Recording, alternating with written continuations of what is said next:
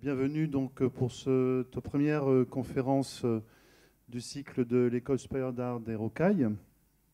Nous accueillons ce soir Sophie Pérez et Xavier Boussiron. Donc ce sont des créateurs, ce sont des artistes, auteurs, concepteurs de spectacles, plasticiens, musiciens. Et ce soir, ils vont nous présenter une approche bien singulière de leur travail. Et ils seront les futurs artistes invités de l'année 2012-2013 de l'école que je représente. Je vais laisser Frédéric Duprat les présenter plus en détail.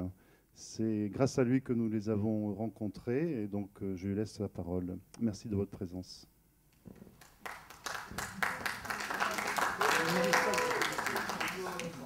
Bonsoir, je suis moi très content d'accueillir Sophie et Xavier à Biarritz pour plusieurs raisons.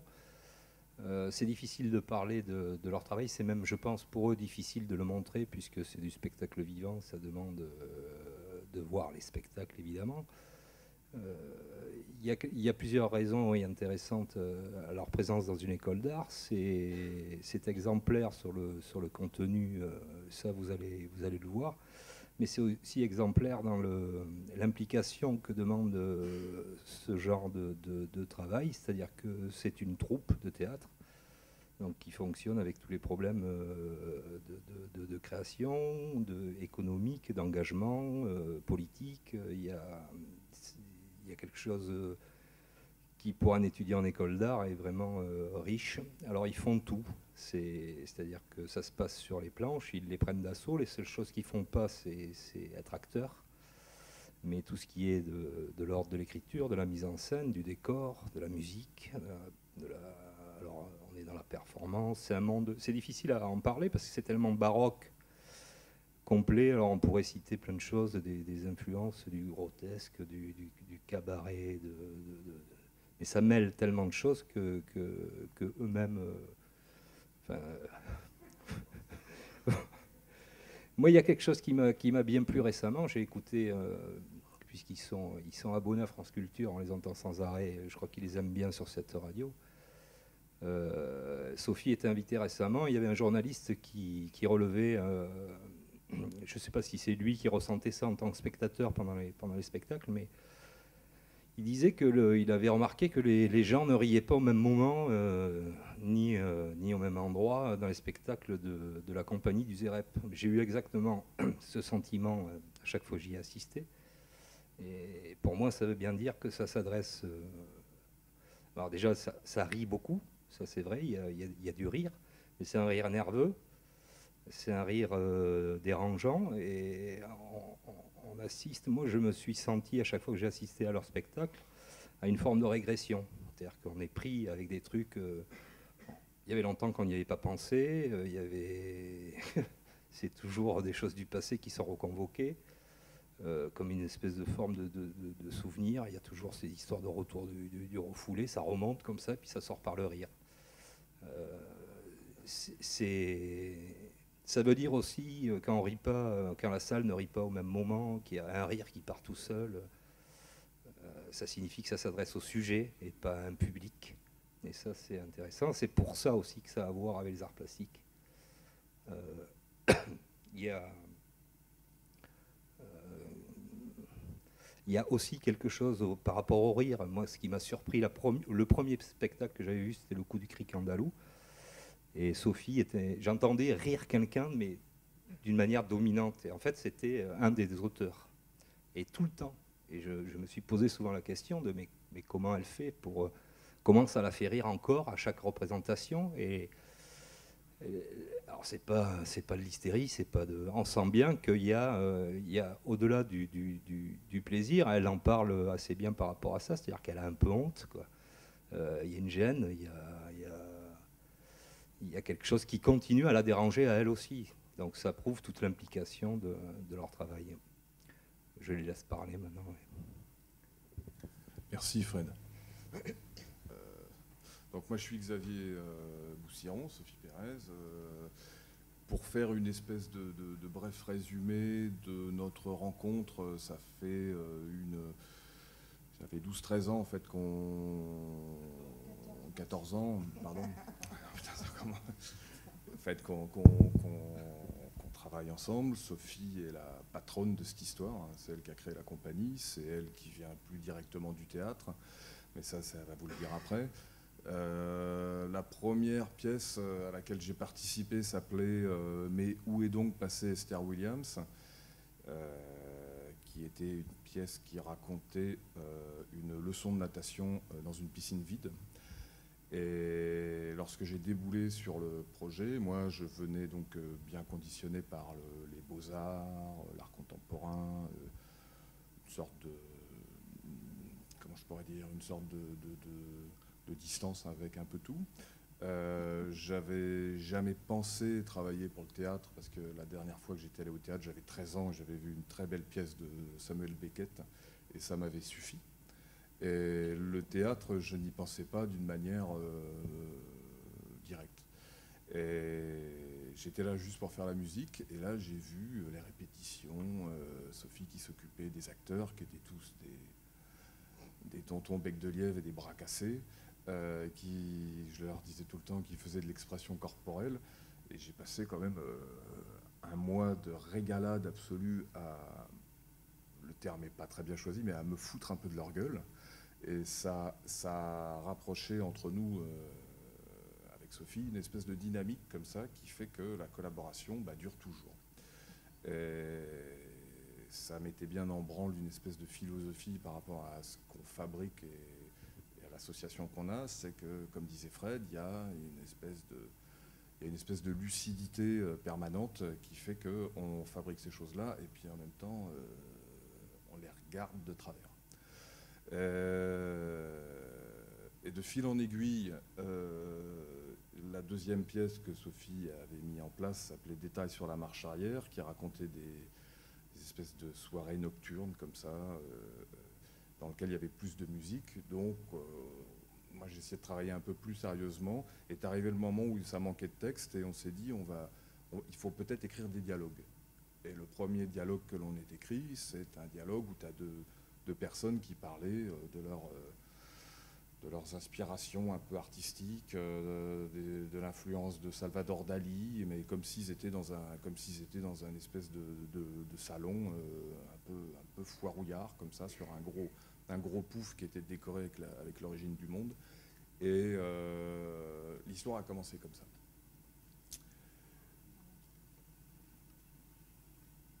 Moi, d'où je viens, j'ai fait les Beaux-Arts, moi. Donc, quand on fait... Mais j'ai eu l'avantage de faire les Beaux-Arts à Bordeaux, et ce qui fait qu'il y a quand même des très bons artistes qui sont sortis de Bordeaux. Luis Mariano, Christian Morin, je ne sais pas si vous avez connu Christian Morin, Frédéric Duprat, Cat Taxi. Enfin, il y a eu des personnes assez émérites. C'est une drôle d'école californienne qui s'ignore. Voilà. Ah non. Si, alors rapidement, mais donc j'ai eu une sorte de début de carrière qui était vraiment lié à l'art contemporain.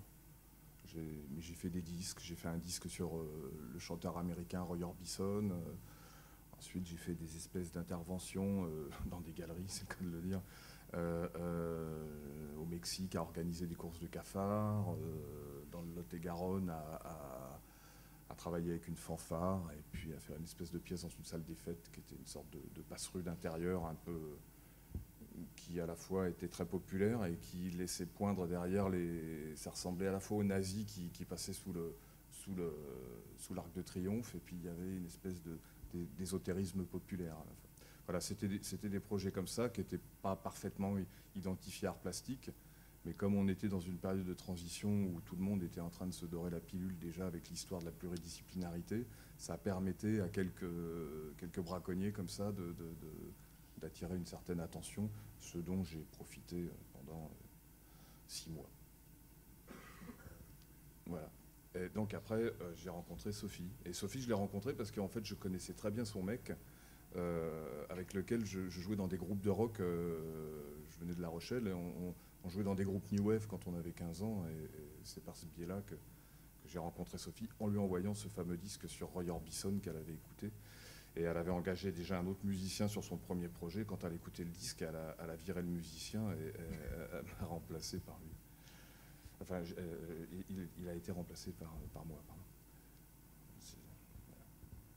Bon, alors bonsoir. Moi, donc, je vais essayer de résumer le début du parcours avant la rencontre avec Xavier. Moi, j'ai une formation de scénographe et de costumière. J'ai fait avant ça, j'ai fait beaucoup de... très jeune, j'ai fait beaucoup de dessins et pas mal de claquettes.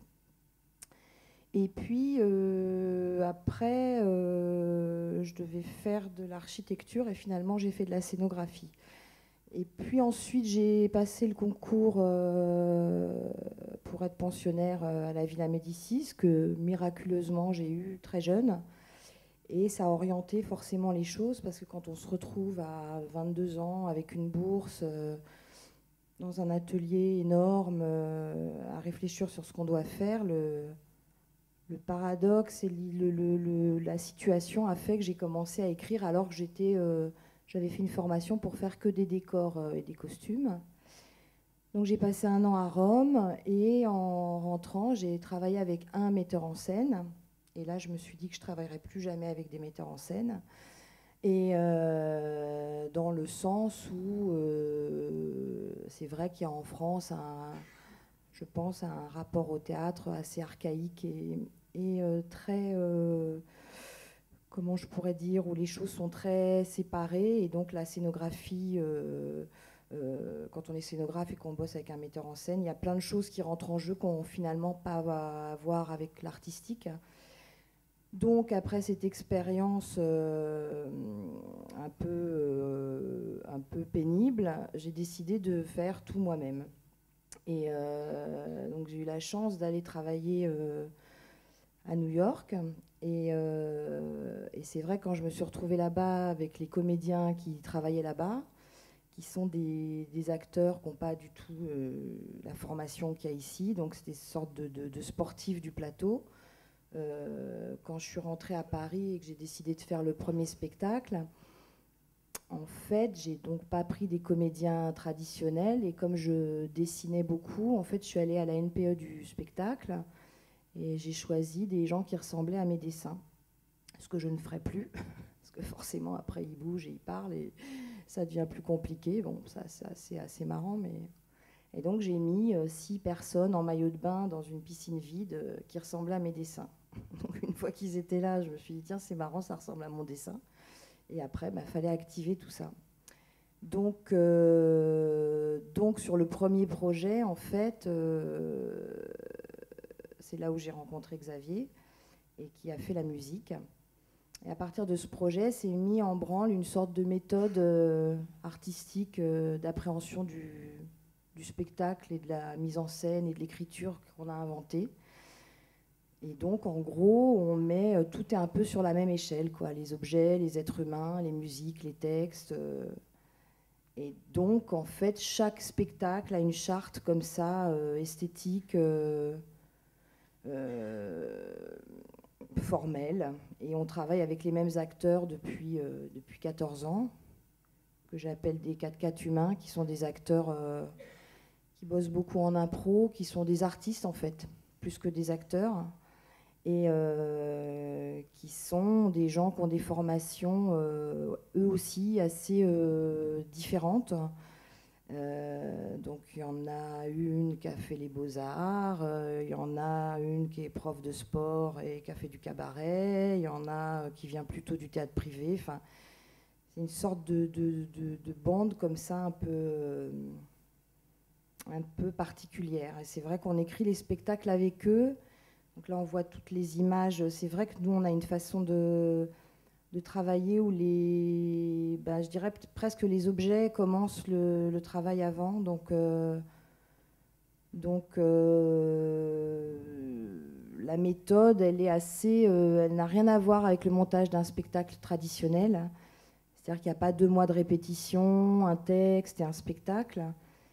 On met plutôt une bonne année à préparer les spectacles on fait des répètes une fois par mois et puis on amène des textes, des objets, des films.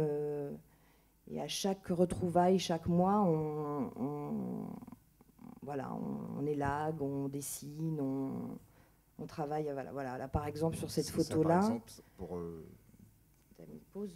Ouais. Ça, par exemple, c'est un spectacle d'il y a 10 ans qui s'appelait Le Ti. Et c'était un spectacle sur les maladies nerveuses et dont des parties de texte étaient issues de la collection Marabout Flash. Je ne sais pas si vous connaissez Marabout Flash. Marabout Flash, Marabout, c'est une maison d'édition belge qui a fait à partir des années 60 des modes d'emploi. Alors ça va de je danse le twist, je pose mon tapis, j'élève mon perroquet, je soigne mes maladies nerveuses, je découvre la psychanalyse. Il y avait tout un tas de choses comme ça. Celui qui avait écrit les textes, c'est un type assez particulier, c'est Pierre Daco, qui a été qui est un peu dans la poubelle de l'histoire, mais qui a été un grand vulgarisateur de la psychanalyse. Il a écrit les triomphes de la psychanalyse. Après les triomphes de la psychanalyse, il y avait les exploits de la psychanalyse. C'est une sorte d'Arun Taziev comme ça de la psychanalyse. Et dans cette pièce, ça partait de cette espèce de base un peu ouverte. Et c'est le genre de sujet qui peut donner une pièce. Mais il y a eu d'autres choses, parce qu'on disait sur le cabaret, le coup du cric andalou, c'était une pièce pour en finir avec le cabaret, à une époque où tout le monde parlait du cabaret, dès qu'il y avait la moindre manifestation dans un coin de galerie ou bien dans une discothèque, c'était le cabaret électronique, le cabaret machin, le cabaret truc. Et c'est vrai qu'on est un peu à cheval sur certaines notions comme le baroque, comme le rock'n'roll, comme le cabaret, et on se disait il ne faut pas non plus passer le cabaret à toutes les sauces n'importe comment, et on a décidé de faire une pièce pour en finir avec le cabaret. C'est-à-dire que c'est vrai que depuis on n'en a pas beaucoup reparlé, mais parce que c'est des formes populaires comme ça qui ont toujours été d'une grande source d'inspiration. Mais il y a eu aussi des textes classiques comme Lorenzaccio, et d'après Alfred de Musset. Il y a eu une pièce qui était entièrement sur Witold Gombrowicz, qui était le Gombrowicz Show, qui essayait de faire avec toute l'œuvre de Gombrowicz, ce que Gombrowicz lui-même avait fait avec l'histoire de la philosophie, avec ce petit bouquin qui s'appelle la philosophie en 3h15, je crois. Donc c'est vrai que les thématiques sont assez variées et extrêmement précises, et elles correspondent à une espèce d'arborescence comme ça qui fait qu'on tourne autour de personnages un peu emblématiques.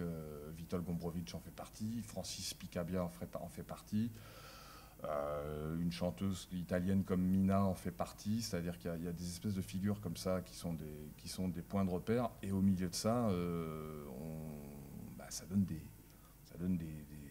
choses scéniques.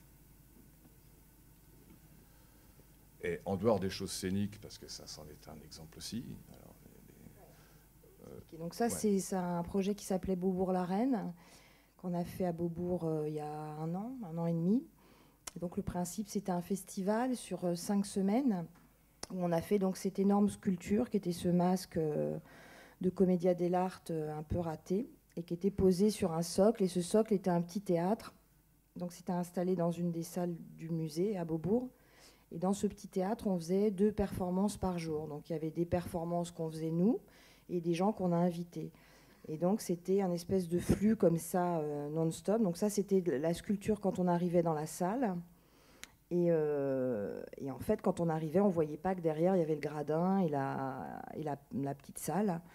Et donc là, pendant 5 semaines, on a invité, alors je ne sais pas si on peut voir les photos, mais il y a eu des artistes qu'on aime bien, il y a eu des performeurs, des gens comme Claudia Triozzi, il y a eu Arnaud Labelle-Rejoux, il y a eu la femme de Witold Gombrowicz qu'on a invité pour une conférence, Philippe Catherine qui a fait un concert, et qui sont que des gens qu'on a croisés en fait dans le travail, ou des gens qu'on aime bien, ou des...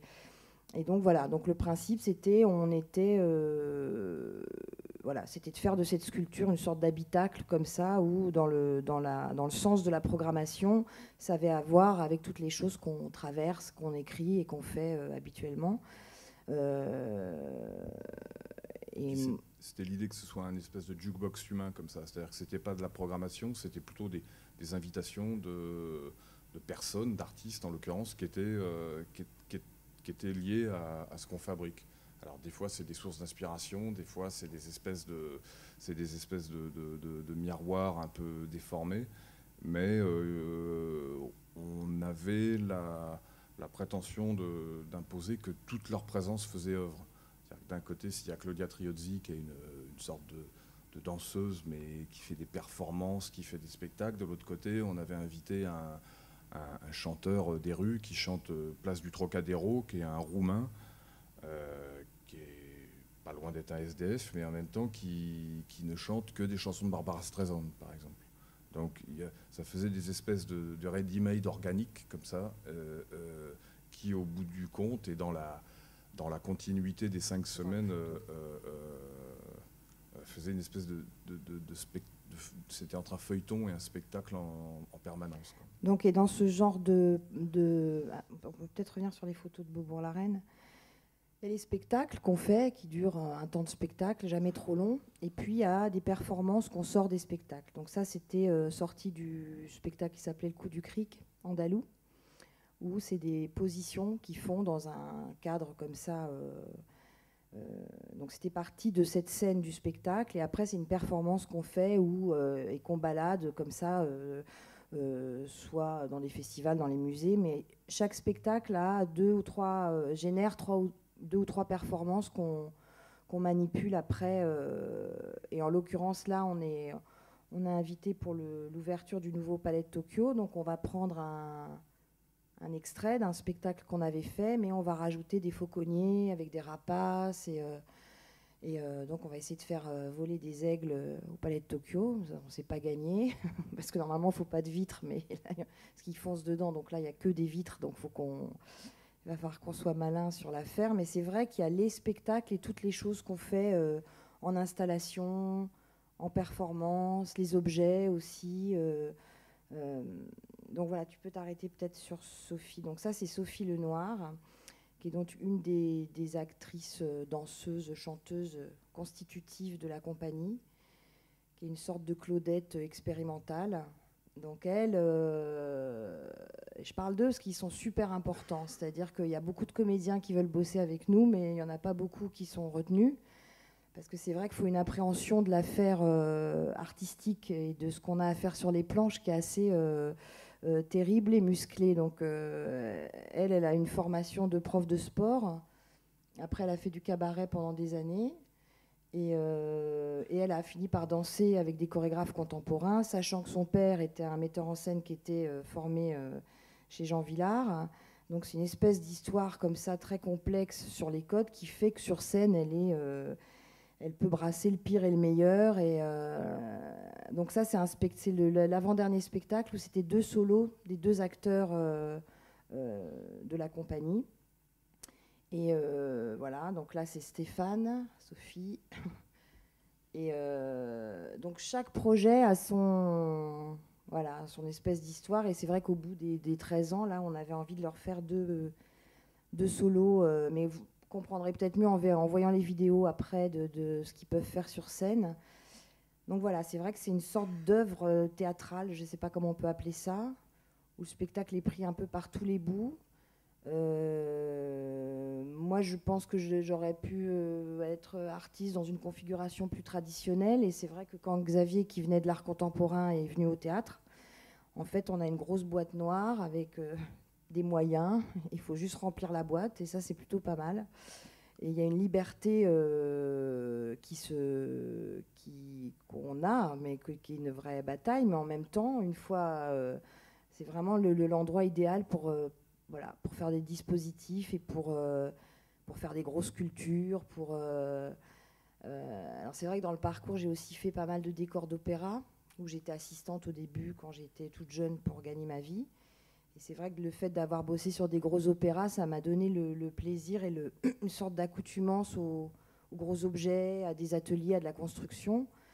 Et quand on a fait Beaubourg-la-Reine, on a eu la chance d'avoir des ateliers à Angers avec lesquels on bossait, qui nous ont fait vraiment cette sculpture pour 3 francs 6 sous, parce qu'il y a tout ça aussi qui rentre en branle dans la façon de travailler, c'est le rapport à la production de ces choses, le temps de les faire, et l'autonomie qu'on a nous permet de donner l'ampleur de ces pièces, en fait.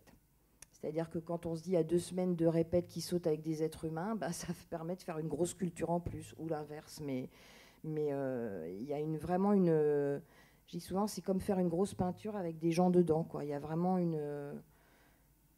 voilà. Après, ce qui est différent de l'art des objets, c'est qu'en effet, il y a des gens. Donc ça peut paraître plus compliqué à gérer, mais là où il y aura une particularité, c'est qu'on fonctionne plus comme un orchestre, que même si le terme de troupe théâtrale, c'est assez justifié, mais c'est vrai que c'est l'association qui est, moi, je pense, qui est fondamentale. C'est-à-dire qu'on ne peut pas s'en sortir maintenant, même en faisant de l'art, sans être associé et sans se réunir avec d'autres. Et ce qui est beau, c'est quand ça dure. Et quand ça dure, ça permet de faire des choix, ça permet d'imposer une confiance, ça permet de travailler mine de rien assez vite et de toujours aller à l'endroit d'une singularité. C'est vrai qu'on travaille beaucoup à améliorer tout le temps une sorte de monstruosité qu'on fabrique tous ensemble, en fait. Et après, en termes économiques, oui, c'est vrai que fabriquer un spectacle, mais bon, Jeff Koons, il doit être confronté à des choses comme ça aussi. Mais fabriquer un spectacle, ça veut dire que c'est comme une PME, c'est-à-dire que c'est une petite entreprise, il faut payer les gens, faut réunir des budgets auprès des théâtres, des modes de production qui sont concernés. Et c'est un travail qui est... Comment je pourrais dire ? C'est la partie qui est un peu la chose, le travail d'adulte, quelque part. Et ça représente quand même beaucoup d'énergie, cette chose-là. Mais peut-être on peut revenir aussi à la façon de faire concrètement. C'est-à-dire qu'on a il y a des objets qu'on a fabriqués. Moi et Xavier, on a un atelier où on travaille. Et puis on travaille avec un sculpteur qui réalise tous les objets qu'on dessine. Avec un constructeur qui est en Belgique, qui est tout le même depuis le début. Là, tiens, tu peux t'arrêter juste là-dessus. Alors, on n'a pas de photo de l'anémone, mais ça, la grosse masse, par exemple, l'idée, c'était, on voulait que Sophie soit complètement inspirée dans une sorte d'anémone de mer géante. Et donc voilà, donc il y a l'idée, et puis après on fait les dessins, et puis après on se dit qu'il faut peut-être que ce soit gonflable, donc il faut chercher l'entreprise qui fait du gonflable, et après il faut faire des plans. Et il se trouve qu'en l'occurrence, là on a trouvé une entreprise où ils étaient très très drôles, parce qu'ils n'avaient jamais fait ça c'était pas dans leurs habitudes de faire des objets pour... voilà, des objets comme ça en tout cas. Des types qui fabriquent plutôt des choses pour les foires expo, pour la publicité... Et donc voilà, donc après c'est des plans, c'est d'arriver à ce que quand ça se gonfle, ça aille assez vite. Et je pense de ce point de vue-là, avec là où vous êtes en formation, il y a vraiment cette chose de penser la chose et c'est toujours assez drôle quand on est sur la maquette et puis qu'après il y a le truc en grand, quoi. Il y a vraiment il y a une chose du suivi et de la réalisation qui est super importante, quoi. Donc c'est vrai qu'il y a des artistes avec lesquels on bosse, quoi, le sculpteur, et ça c'est assez fondamental dans le travail. Bon c'était un début de répète là, parce que je fais les costumes aussi, je les réalise pas, mais je les dessine et donc voilà, ça c'était l'origine du monde qu'on avait fait faire sur un pouf géant. Alors ça, peut-être on peut s'arrêter 2 secondes. Donc là, on est allé faire un mois de poterie dans le nord de la France, sachant que c'était un spectacle qui s'appelle Enjambe Charles. Et donc, Stéphane Roger, que j'appelle mon museau, parce qu'il n'y a pas de mot masculin pour muse, fait très bien Charles Aznavour. Hein. Il peut le faire pendant 3-4 heures d'affilée. ce qui devient au bout des 3-4 heures une chose assez insupportable et incompréhensible. Et je lui avais dit, on fera un spectacle là-dessus. Et puis au moment de faire le spectacle, on s'est dit, il manque un truc, qu'est-ce qu'on pourrait faire avec Charles Aznavour? Donc on s'est dit la poterie. Donc on est allé faire de la poterie dans le nord de la France pendant un mois. On a eu une sorte de coach. Et dans un club pour retraités, c'est-à-dire que c'était pas de la poterie, c'était vraiment quelque chose de très simple comme endroit pour apprendre à faire de la poterie. Et donc en lui expliquant que nous, ce qu'on voulait, c'est arriver à monter très vite les vases. On ne voulait pas faire de tasses, danse et tout ça. Nous, ce qu'on voulait, c'est qu'il y ait la matière et que ça monte. Donc on a fait ça pendant un mois. Donc on avait plein de cajots, des affreuses poteries qu'on avait fait pendant un mois. Et ensuite, on a pris rendez-vous chez Louise Bourgeois, qui était encore vivante. Et on est allé lui montrer les poteries qu'on avait fait. Et donc le spectacle, en fait, c'est autour de Charles Aznavour, de cet après-midi qu'on a passé chez Louise Bourgeois et du stage de poterie qu'on a fait. Voilà. Donc c'est vraiment, il y a des équations comme ça, des spectacles qui sont assez insolubles, je dirais, mais qui sont le cadre de ce spectacle. Voilà, ce spectacle, il devait résoudre un truc autour de tout ça. Et donc on avait fabriqué aussi une poupée de ventriloque à l'effigie de Charles Aznavour. Et quand on était chez Louise Bourgeois, donc Xavier lui a fait un petit concert. Et puis on a fait faire des choses à la poupée de ventriloque et on a fait une performance chez elle. C'était lors des rendez-vous de Louise Bourgeois qu'elle a fait pendant 30 ans, où des artistes venus du monde entier prenaient rendez-vous pour montrer quelque chose. Elle ouvrait sa maison, c'était comme une tea party comme ça, où il y avait du cognac, du millefeuille, et puis on était dans une toute petite pièce avec 30 mecs, avec une peinture sous le bras, une petite photo, un petit machin. Et c'était comme un espèce de club d'amateurs à l'ancienne, sauf qu'elle a trôné au milieu, a terrorisé tout le monde. Et moi, je pense que ça fait partie de mes expériences artistiques les plus redoutables et incompréhensibles auxquelles j'ai pu participer. Parce que déjà, tu lui serres la main. Là, comment elle était vraiment dans le vinaigre, hein, déjà. Elle avait perdu 1 mètre, elle ne pouvait plus bouger. Elle était dans un espèce de t-shirt. C'était comme un une espèce de jourzette. C'était comme un objet empaqueté comme ça. Mais qui te fout une trouille. T'as l'impression que c'est une pitié qui sort d'un film de science-fiction de série B. C'est-à-dire que et puis elle te regarde comme ça, et puis tu te dis putain.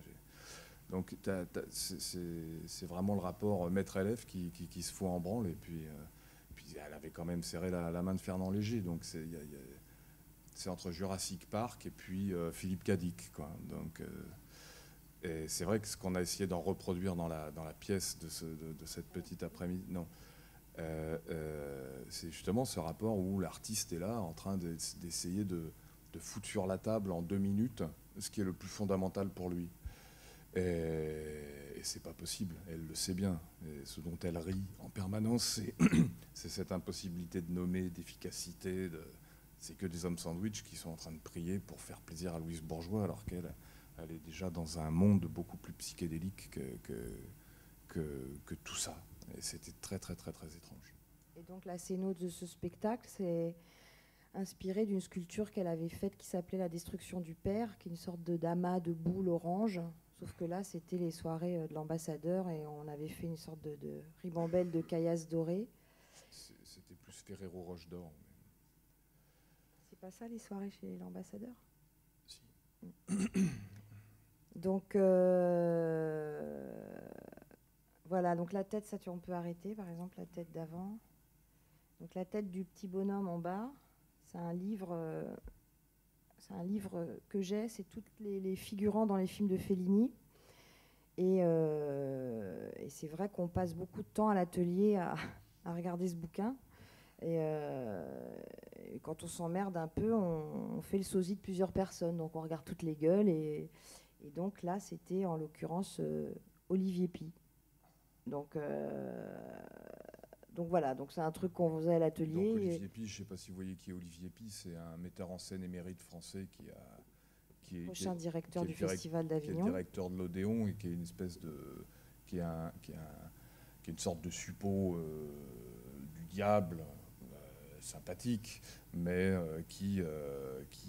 ça c'est dans la grande tradition théâtrale. C'est-à-dire que c'est un mec qui a franchi tous les échelons. C'est-à-dire qu'il fait des pièces sur François Mitterrand, mais il vit encore au moment de Louis XIV. Et ça, c'est des figures qu'on aime beaucoup parce que c'est une espèce d'exemplarité. Il fait des pièces de 8 heures. C'est vraiment le discours sur le théâtre complètement impliqué, complètement éruptif, complètement... Et ça nous fait beaucoup rire tout le temps, Olivier Py. C'est vrai qu'on citait souvent Olivier Py au passage comme ça, par exemple dans cette pièce, quand Sophie disait bah, ça c'est Olivier Py, il y a des salves de rire, mais qui sonnent comme un lâchage. C'est-à-dire que les gens seraient prêts, tu leur dis va bouffer le foie d'Olivier Py, tu sens qu'ils pourraient y aller.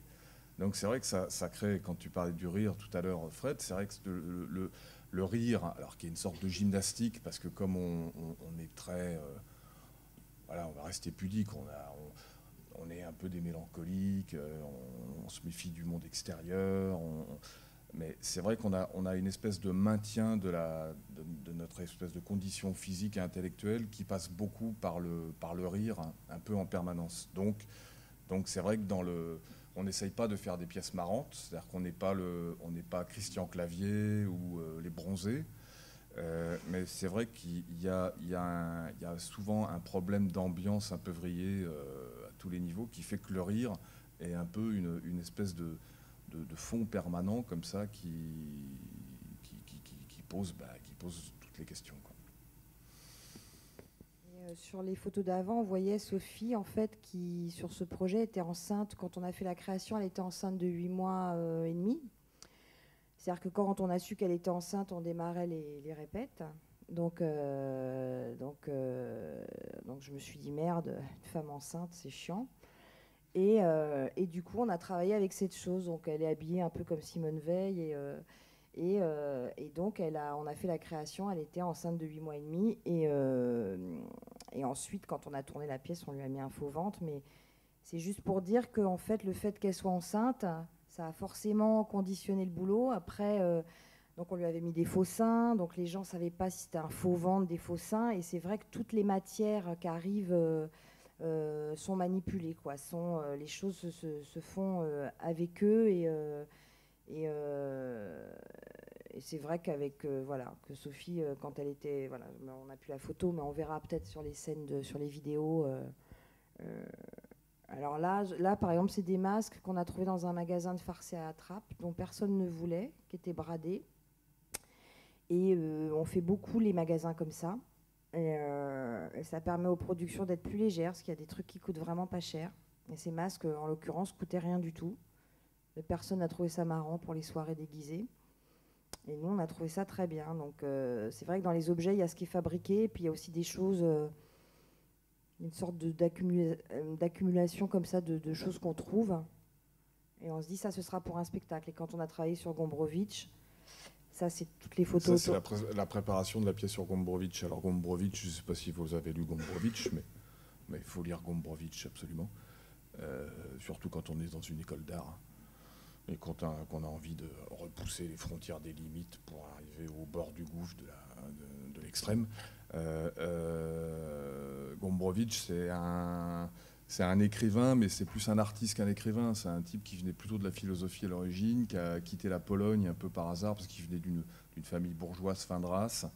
Et il s'est retrouvé sur un bateau parce qu'il était envoyé par sa famille pour aller faire un voyage d'agrément en Argentine. Et lorsqu'il s'est retrouvé au milieu de l'Atlantique, il a appris que les nazis avaient envahi la Pologne. Donc ça a été une source d'inspiration, cet exil de la Pologne, de ses racines, de ses sources. Et en même temps, à la fois, ça a été l'écrivain de l'immaturité, ça a été l'écrivain de la cucuisation. C'est-à-dire que c'est une chose politique qui est pleine d'ambiguïté, où à la fois il est d'extrême gauche, et tu pourrais très bien te dire que c'est un anti-jeune.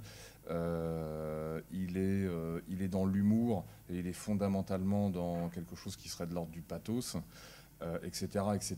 Et le livre dont on s'était inspiré pour monter Gombrowicz, surtout, c'est Les Envoûtés, qui est un troisième roman qu'il a fait un peu sortir de sa bibliographie, parce qu'il considérait que c'était un roman un peu C'était une espèce de coup qu'il avait fait pour gagner de l'argent. C'était l'idée d'écrire un roman de gare. Mais par la forme même du roman de gare, il n'a pas pu s'empêcher de mettre toutes ces notions à lui, qui fait que le roman, qui s'appelle Les Envoûtés, c'est sur le modèle du roman gothique, mais ça fait passer Twin Peaks de David Lynch pour un mauvais épisode du Club des Cinq, parce que le roman est vraiment très, très, très, très fort d'intrigues, de rebondissements et de questions philosophiques qui sont extrêmement imagées. Et tout ça pour dire que, parce qu'il y avait la photo qui passait tout à l'heure. Voilà. Le problème du théâtre, c'est que ça bouge. Et si ça bouge, il faut regarder des extraits qui bougent.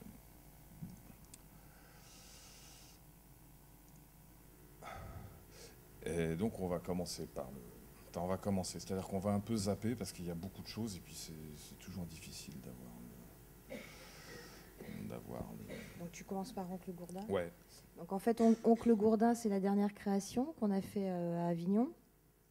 Et donc au début, à Avignon, parce qu'il y a tous les endroits qu'on connaît de plein air, les Carmes, les Célestins, je ne sais pas si vous voyez là, tous ces bâtiments anciens. Et donc les vieilles pierres, les cloîtres, Et donc, ils voulaient qu'on fasse ça en extérieur, mais nous, on n'avait pas du tout envie. Donc, en fait, ce qu'on a fait, c'est qu'on a demandé à un grand gymnase avec la clim, et on a refait le cloître des Célestins dans un gymnase. Et l'idée, c'était que l'échelle soit un peu bâtarde. Et donc, on a refait le cloître des Célestins au tiers. Et on s'est dit, c'est comme un Libanais qui adore le théâtre et qui se fait faire le cloître des Célestins. Et donc, une fois qu'on savait qu'on refaisait le cloître des Célestins, on a travaillé, l'idée c'était une famille de lutins, en se disant que faire des lutins, parce que la moyenne d'âge de la compagnie n'est plus de 20 ans, mais plutôt, il faut qu'on retrouve des jeunes là, parce que... Sachant que pardon, je te coupe, mais le cloître des Célestins, c'est des espèces d'endroits mythiques à Avignon, c'est-à-dire que quand... Ils ont fait passer les plus grandes pièces depuis 50 ans. Quand on en rabâche les oreilles avec la grandeur d'Avignon et la grandeur du théâtre, c'est dans ces lieux-là qu'ils ont vu les plus grands acteurs français, les plus grandes pièces contestataires, XY. Et il y a vraiment un culte qui est très très fort. C'est-à-dire que quand on est à Avignon et qu'on prépare avec l'équipe d'Avignon une pièce, tu as l'impression de rentrer dans une espèce de secte où tu es obligé de devenir un scout qui repart à zéro, quoi. Et ça nous allait pas vraiment au teint. Et c'est vrai que quand on a fait le cloître des Célestins en petit, le patron d'Avignon était un peu, il était un peu déçu, quoi. Il était un peu vexé même. Et donc, parce que c'est vrai que dans le travail, il y a une chose assez pamphlétaire. Hein. On a eu quand même de... Maintenant, ça s'est calmé parce qu'il y a des gens qui connaissent le travail et qui viennent le voir précisément. Mais on a vidé des salles. Hein, et donc, il ne faut pas faire les innocents aux mains pleines. Mais c'est vrai qu'il y a une chose qui est de cet ordre, quoi. Soit on rentre dans l'affaire, soit on est complètement contre. Et c'est vrai qu'on joue beaucoup avec ce qui constitue le théâtre, avec le problème du texte, le problème de la dramaturgie, le problème des références. Et c'est vrai qu'on aime bien... c'est pas piétiner cette chose, mais c'est la manipuler d'une sale façon. Donc c'est vrai que de refaire les Célestins, parce que moi ce qui me faisait rire, c'est de me dire que, parce qu'à Avignon, il y a un côté comme ça, où c'est super de faire Avignon. Moi j'ai trouvé ça assez déprimant comme festival, personnellement. Et l'idée que sur les photos du spectacle, où que ce soit à Paris ou Angers, on ait l'impression que ce soit Avignon, mais avec des proportions qui vont pas du tout, ça me faisait beaucoup rire. Donc une fois qu'on s'est décidé sur cette espèce de maquette, de grosse maquette, on s'est dit il faut qu'il y ait des lutins dedans. Donc, parce qu'on est parti du principe qu'habiller des acteurs de 40-45 ans en lutin, c'était pas possible, à part quand on est figurant chez Disney. Et donc on s'est dit qu'est-ce qu'on fout quand on est habillé en lutin. Donc voilà, on est parti du cloître des Célestins, des lutins, et on savait qu'il fallait faire revenir des sortes de figures mythiques du théâtre. Alors il y a eu des Oedipe, des Médée, des... C'est la première pièce où il y avait en fait un synopsis assez huilé à l'américaine. C'est que d'habitude, c'est vrai qu'il y a une espèce de de laisser très ouvert sur l'écriture des pièces. Et là, on s'était dit, il faut faire quelque chose d'efficace et qui envoie. Donc on est parti sur l'histoire de la famille de Lutin. Alors, dans la mythologie obscurantiste, pré-catholique, au Moyen-Âge, c'est vrai que le lutin, c'est une espèce d'ange indéterminé qui n'aurait pas opté pour le côté luciférien ni opté pour le côté céleste. C'est-à-dire que c'est juste une espèce de petit diable qui est en même temps le fantôme de ce qu'il y avait de pire dans la personne qui le réincarne. Et on se disait, le lutin, il vit 350 ans, voire 500 ans, et il faut qu'il s'occupe. Donc il est condamné à être dans une espèce de vie comme ça, qu'il faut réinventer en permanence, parce que la mort n'est jamais au rendez-vous. Et comme on a fait la chose un peu à l'américaine, là, la mort est au rendez-vous, en fait. Tout d'un coup, il découvre la mort par le truchement d'un espèce de bébé qui est entre Niels Arestrup et puis Molière. Il y en a une qui trouve un bébé mort et qui veut le garder. Mais comme elle n'a pas ses règles, elle ne peut pas avoir de bébé, elle peut pas, et eux, ils sont une société complètement hermétique, complètement en dehors du truc. Et quand ils découvrent la mort via ce bébé, un sentiment indistinct se révèle en eux, qu'ils essayent de nommer, et ils essayent de le nommer à travers ça, ils font quelque chose qui ressemble à du théâtre. Et là, ils essayent de faire du Shakespeare, ils essayent de faire Oedipe, ils essayent de faire Médée, et ils finissent par faire Anne-Theresa de Kersmaker, qui est une chorégraphe belge fameuse, qui, l'année d'avant où on avait joué, avait fait une pièce qui est devenue très célèbre et qui s'appelle En attendant, En attendent, ou je ne sais pas comment on dit en flamand, là. Et d'ailleurs, je crois que c'est en occitan. Et on a fait une sorte de remise en... pas de parodie, mais on a essayé de réinterpréter cette pièce. On regarde un petit peu des images.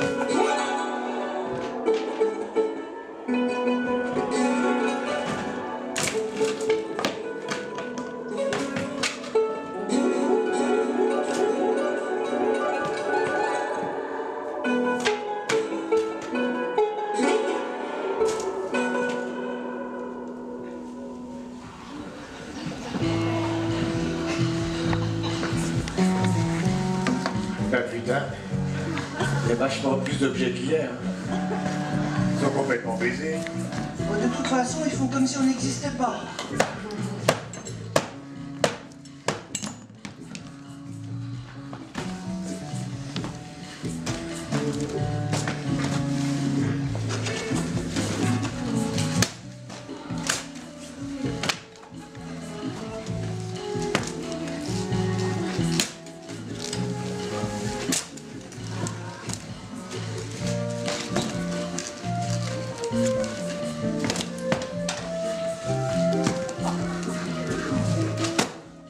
veux un coup de main, coup de main? Non, ça va.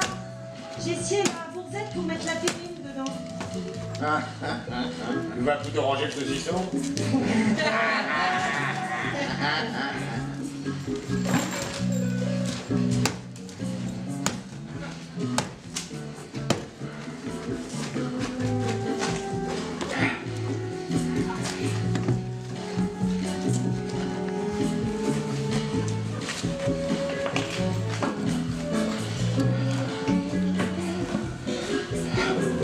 Mehdi, tu veux bien m'aider à m'arranger ma mouniche?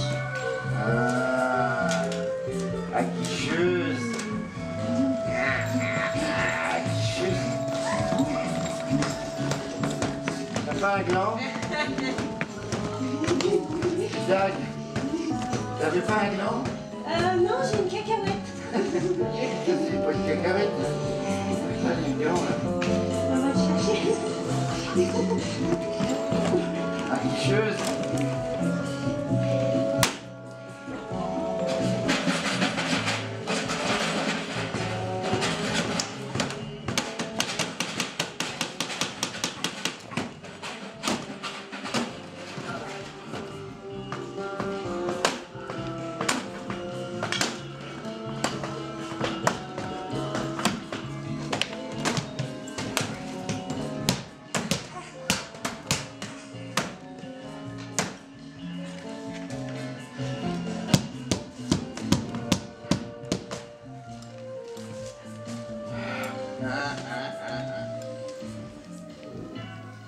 Donc là, ils bricolent. Hein, et, en fait, c'est des objets. On avait des tonnes d'objets parce qu'ils massacraient les objets tous les soirs. Donc, on a fait tous les vides-greniers.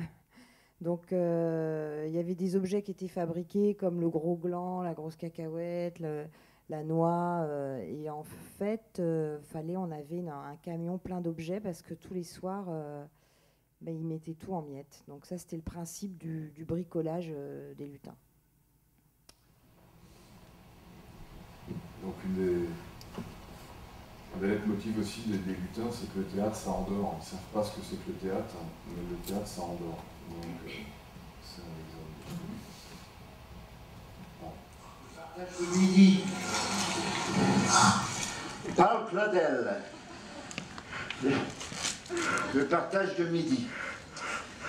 Qu'il est beau de ne pas être mort, mais d'être vivant. Le matin était plus beau, le soir le sera plus encore.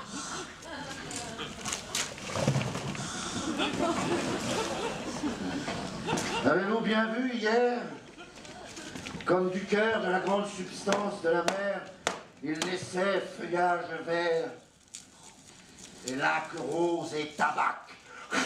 Tu dors. Paul Claudel. In bed with Paul Claudel. Mais trait de feu rouge dans le grouillant chaos clair, couleur huileusement de la couleur de toutes les couleurs du monde, la couleur. Tu dors, Paul Claudel. Couleur ainsi que le jeune homme, avec la jeune fille, se réjouissent de la couleur la plus verte. Et le sein se transforme à son dernier jour, quand se rompt enfin. Tu vas dormir, oui. Quand se rompt enfin le parfum parfaitement mûri. Tu dors, Paul Claudel. Nous jouer un petit air de guitare. Sans le bruit. Django Reinhardt. Ah, tu dors, Paul Claudel, with Benny, Paul Claudel. Oui, le parfum parfaitement mûri dans son profond. L'heure est là, meilleure qui est celle-ci. Je ne sais pas si vous voyez au fond, mais le premier rang est déjà un peu près endormi. Ce qui est bien plus beau, et non comme je les désire, paf de rang dans les choux. Ce que je fais, et ce que j'ai à faire, Excusez-moi. Ça se retourne contre moi. Alors, ménage.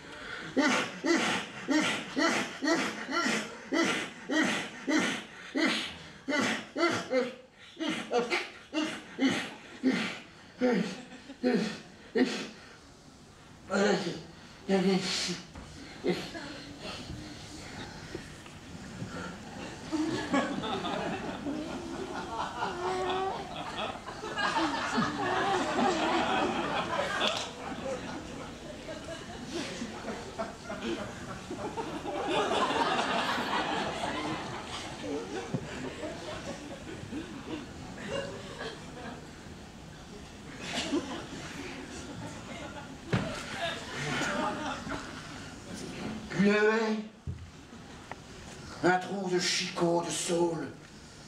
Voilà. Et nous autres, tous les 5, nous voilà ballants sur ce pont de bateau, au milieu d'une mer absurde. Vous autres, vous êtes libres. Alors je vais compter jusqu'à 3, vous allez vous réveiller doucement. Et quand vous allez vous réveiller, vous aurez le sentiment d'être au théâtre. Alors attention.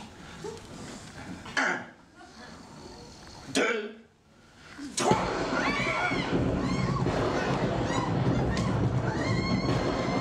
C'est Jean Villard qui vous parle. Jean Villard, le petit branleur. Vous verrez dans le Living Théâtre.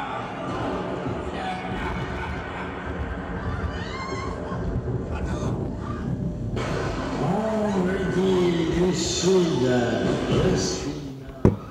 En fait, ils sont attaqués par le fantôme de Jean Villard.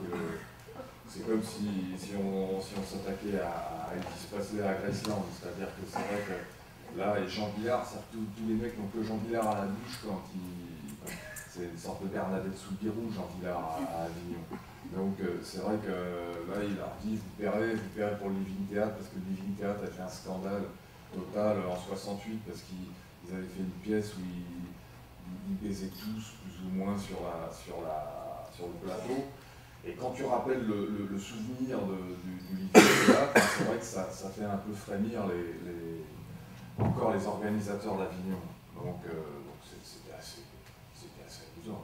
On va peut-être aller Alors, dans ce qui ramène de la chasse. Voilà, donc ils sont partis à la chasse entre-temps, hein, ce qui traverse des...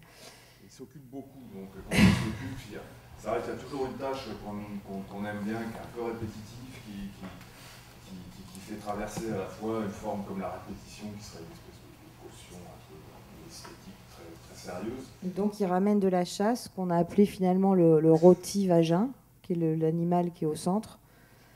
Donc on a dessiné, on s'est inspiré d'une sculpture d'un monstre qui était dans je ne sais plus quel film.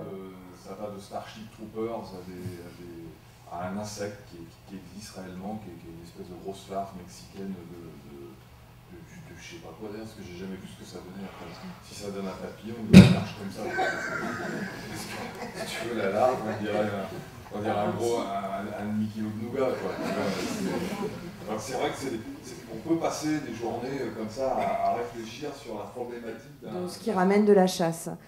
Et donc il raconte après dans le texte que ça nous fait beaucoup rire l'idée qu'il y a un troupeau de ça. Donc il y en a un qui dit elle est venue toute seule vers toi. Donc voilà, ils sont partis à la chasse, ils ont ramené ça. Et je ne sais plus comment on en arrive là. Pourquoi ah oui, il y a eu le bébé, voilà, c'est ça. Donc ils reviennent là. Donc on peut pas tout montrer, c'est compliqué. Là, c'est par exemple, on arrive à un moment, il y a une sorte de gond, alors qui est assez incompréhensible pour le spectateur, mais c'est-à-dire qu'ils enlèvent tous les masques de lutin et tout d'un coup, ils s'occupent à faire autre chose. Donc, et c'est vrai qu'il y a souvent des espèces de marchepieds comme ça qui sont un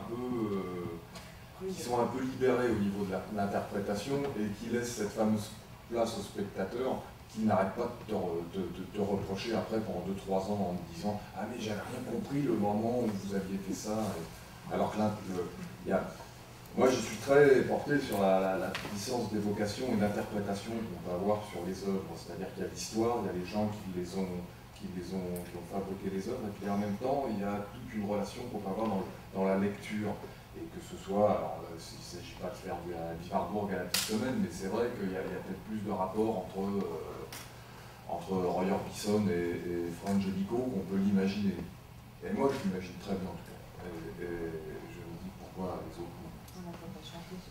Non, elle chante souvent des chansons, mais ça j'essaie de combattre au sein de la compagnie. On a souvent Sophie qui chante des chansons italiennes de variété et des chansons de Barbara Streisand. Et donc j'essaye de poser un veto à partir de la prochaine création qui normalement devrait être un western, donc on va peut-être y échapper, mais c'est pas sûr. C'est vrai qu'il y a une espèce de leitmotiv féminin qui est très très fort dans la compagnie, où tout d'un coup tu te retrouves face à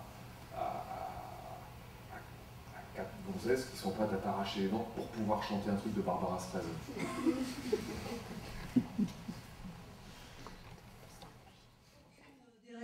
Des raisons, aucune stupeur, aucun désastre intime.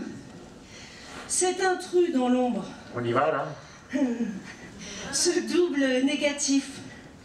Cette mauvaise conscience piétinant. On y va? Les espoirs, les mensonges et les rêves. On y va? C'est l'esprit du théâtre. On y va. Toi, tu passes en avant-dernier. On y va, là?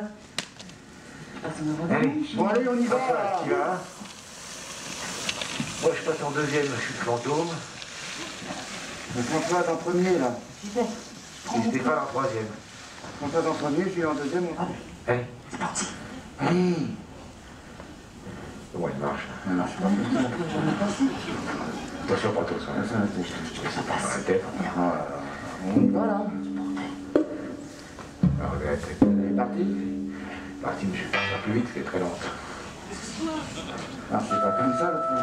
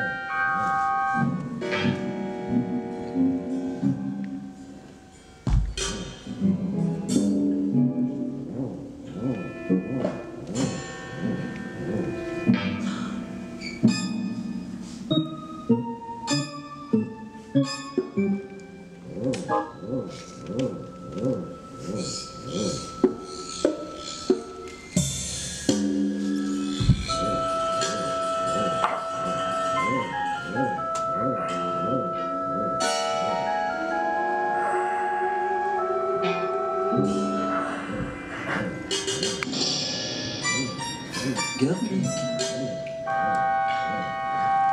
qu'est-ce qui s'est passé ici? Qu'est-ce que c'est que ce pins?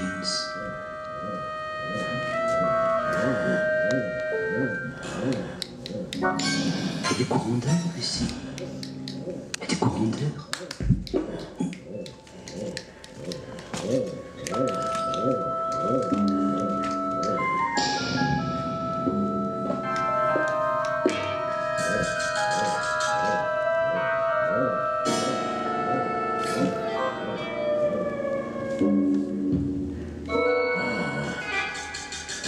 À présent, ma reine, Merci Garlic.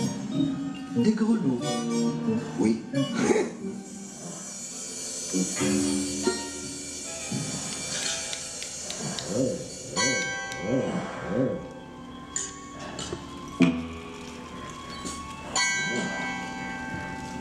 Vous avez gagné le gros lot, ma reine.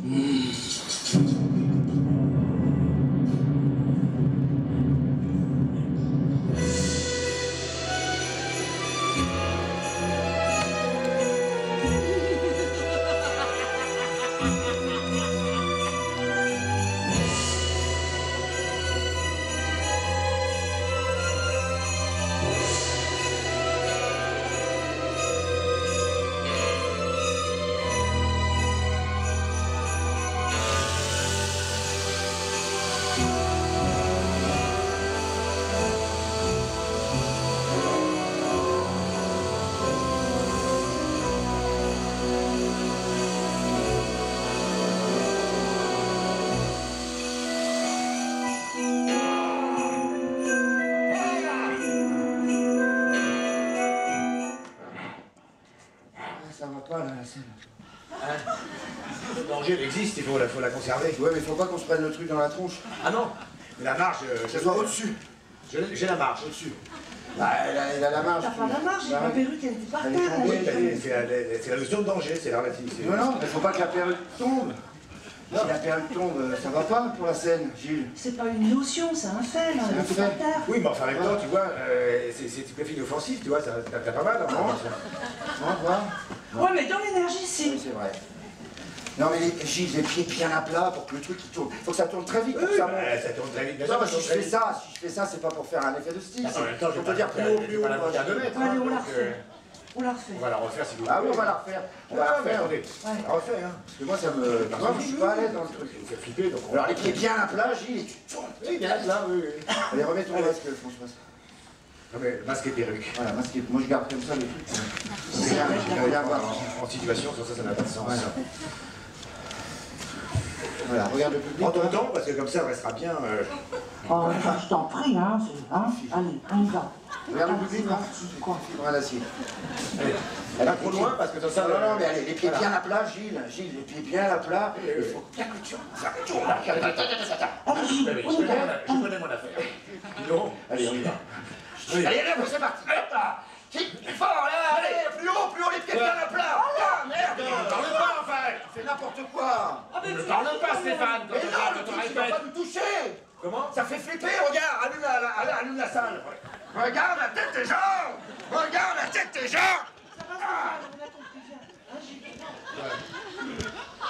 Regarde la tête des gens. Discute pendant que je fais le truc, évidemment. Tu te le prends, forcément. Bien haut, les pieds bien à plat, les doigts de pied bien. Bon, allez, mets ton masque. Oh, j'arrive pas comme ça, on a une moulinet comme ça. Non, non, ça va. Un peu quand même. Non, non. Et Françoise, mets ton Les 54 balles, ok? Les accessoires, j'en ai manié. Les pieds bien à plat. Allez, on y va. On va passer la nuit là-dessus. Remets ton masque. Hein. Mais Remets ton masque, Françoise. Merde. d'accord, je le remets. Voilà. Autant pour moi. Là. Allez. Hop, hop, c'est parti. Bien haut, les pieds bien à plat, Gilles, bien à plat. Mais Et ça te va. colle pas, Ne colle pas. Ne colle pas, François. dans la scène. Ne colle pas, tu vas te la Allez dans la scène, forcément. Allez dans la scène. Mais te colle pas, Françoise. T'occupe pas de moi. Oh. J'ai pas d'amplitude si tu colles. Comment Mais tu c'est veux que ça, je je vais pas me prendre dans la gueule. Mais il peut pas le faire si tu le colles. C'est physique. Allez, on le refait, les pieds bien à plat, Gilles. Ça va, Stéphane, les pieds bien. Je sais, je connais mon affaire, ça va maintenant. Bien à Ça plat. va. Et ça monte, ça monte. Ça va. Bon, allez, enlève ton masque.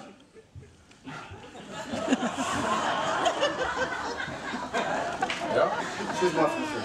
Allez, allez, on y va, là. Allez. Allez. Elle va être bien, celle-là. prends ton temps. Elle va être bien. Regarde le public, voir. Il me l'a vu. Voilà.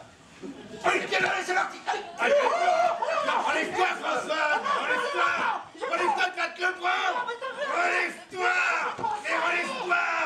J'ai pas besoin de toi, casse-toi, là, casse-toi. Voilà. J'ai pas besoin de toi, je l'ai, ma marge. Et je le fais tourner.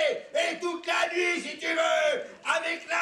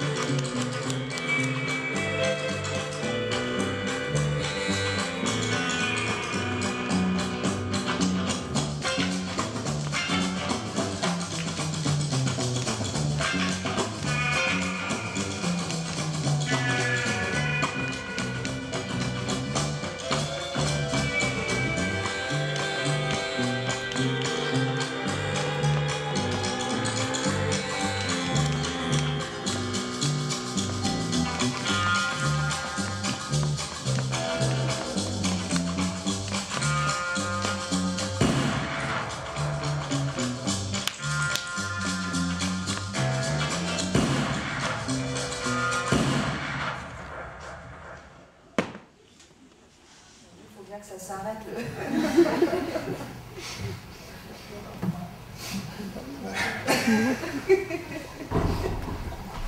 Donc voilà, donc ça c'est Oedipe qui tue son père quand il croise sur le chemin, donc il embrasse sa mère. Il a tué, il vient de tuer son père. Il a tué son père. Comme dans l'histoire, il ne sait pas que c'était son père. Et donc il fait un petit déco à sa maman. Et là, il y a Tirésias qui sort de là. il m'explique. Ce qu'il vient de faire. Comme ça.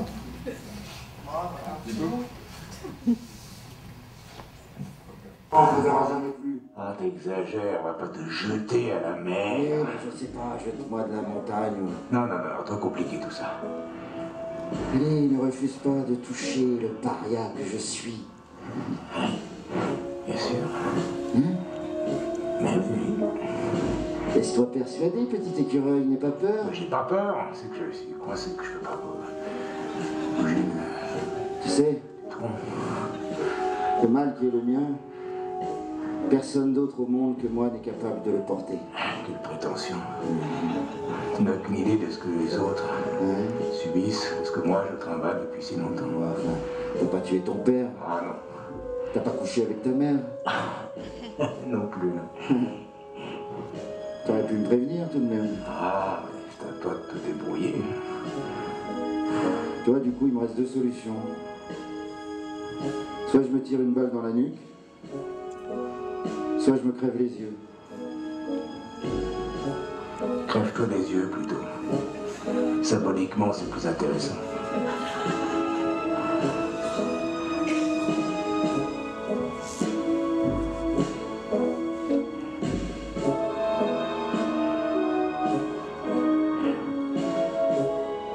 Passe bien par derrière, hein, ça ira plus vite, parce que je suis trop chaud.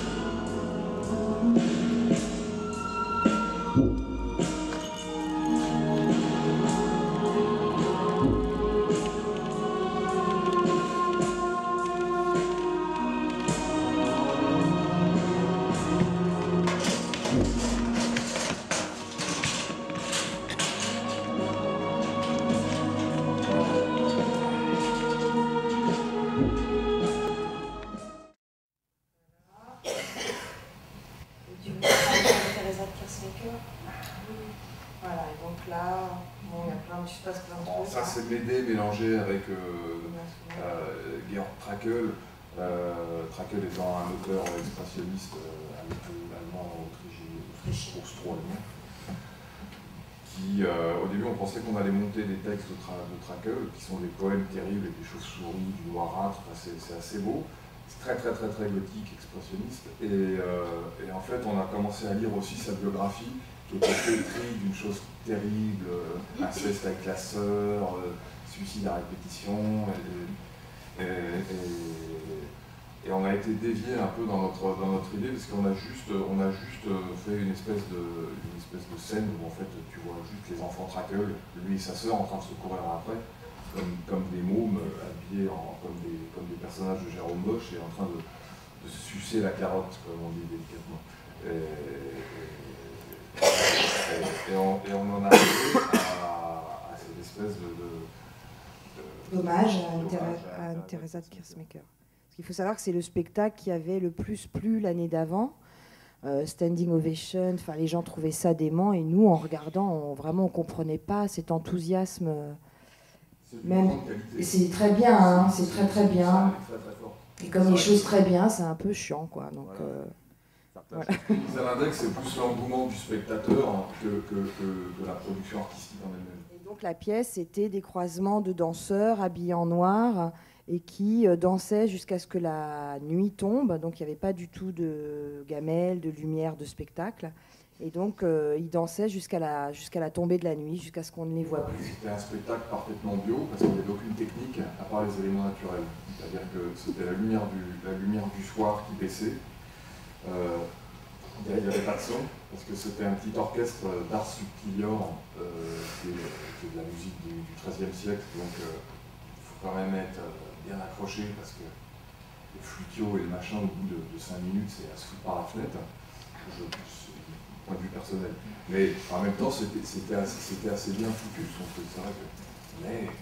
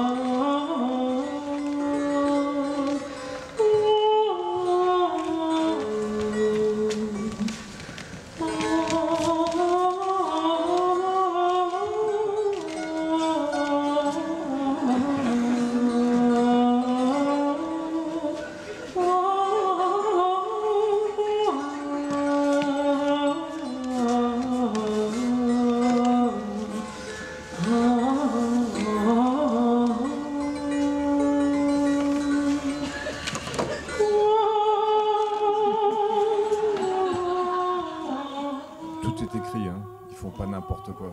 C'est-à-dire que ça a été un gros boulot.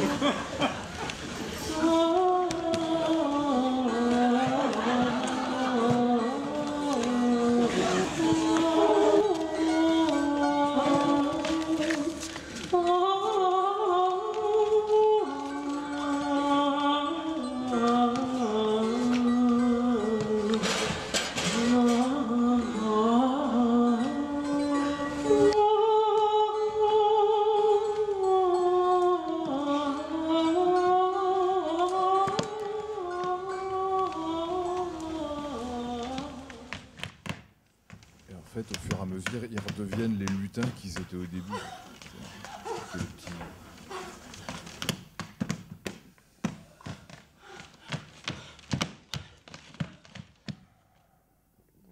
Peut-être je sais pas, c'est tard, je sais pas si on peut montrer encore quelques petits extraits de choses. Et peut-être que vous avez des réactions déjà.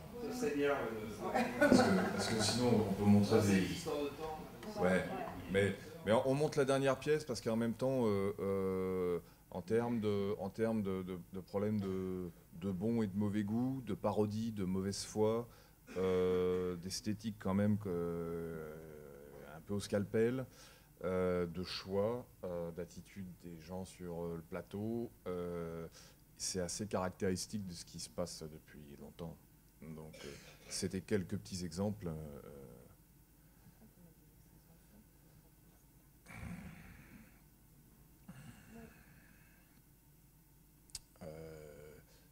Sans doute auriez-vous des réactions.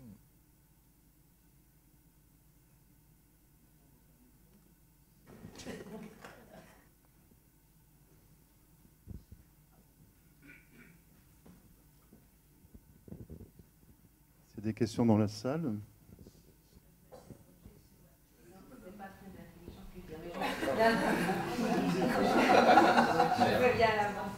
Non, je m'interrogeais sur la durée du spectacle, parce que ces performances, en général, ça dure combien de temps 1h35 maxi. Ouais, c'est-à-dire que ça dure 1h35, mais on a le sentiment positif qu'on a l'impression d'avoir vu des trucs pendant 3 heures, parce que c'est vrai que ça fait comme une espèce de grillade infernale qui ne s'arrête jamais.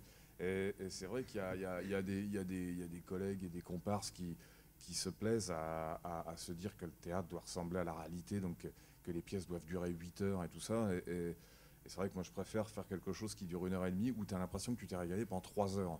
Parce que tu fais gagner du temps aux gens déjà. Et ça permet de concentrer l'affaire d'une manière plus étrange. C'est vrai que c'est très sportif. C'est vrai que physiquement, là on voit un extrait là où ils vont tomber pendant tout le début du spectacle. Ils démarrent le début du spectacle en tombant et c'est vrai que c'est super sportif. Et quand ils sortent, au bout d'1h20, ils sont... c'est bon quoi, mais là on peut peut-être montrer juste le début, mais c'est vrai que la durée... puis moi je dirais que c'est la durée, moi, de spectatrice que je peux avoir en fait. C'est-à-dire qu'il y a des trucs qui me régalent en répétition, je peux les voir faire les paysans polonais pendant 3 heures, puis après c'est toute l'écriture qui fait qu'il faut que la chose soit envoyée, quoi, comme une sorte voilà, de sport artistique comme ça.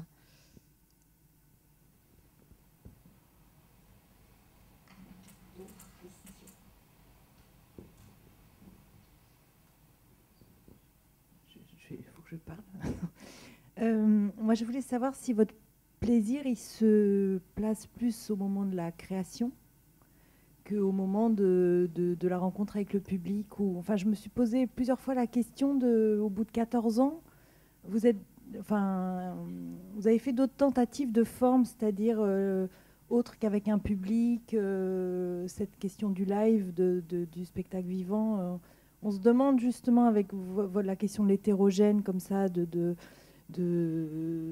plein de formes différentes, pourquoi vous êtes encore au bout de 14 ans enfin, je me suis posé la question, quoi.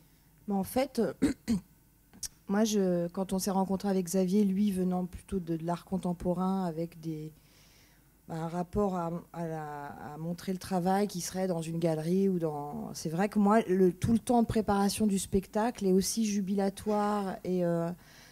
moi, je peux rester en répète avec eux pendant. C'est mes gros joujoux quand même. Hein. C'est-à-dire que c'est vrai que quand tu as 5 mecs qui te font des chutes, les paysans polonais, du Shakespeare n'importe comment, c'est vrai que moi, c'est une régalade de tout ce processus-là, de comment on piétine les choses, Mais le rendez-vous avec le public arrête le truc. C'est-à-dire qu'on pourrait ne jamais s'arrêter et de se retrouver au bout de 14 ans. Il n'y a aucune lassitude des uns et des autres, c'est assez miraculeux, mais je pense que c'est dans la forme du travail aussi, de ne pas répéter 2 mois d'affilée, de se voir une semaine maxi par mois, mais le rapport au public, c'est un moment terrible, la première. C'est-à-dire que moi, à chaque fois, j'ai honte, quoi. Je me dis, mais comment on a pu fomenter un truc pareil?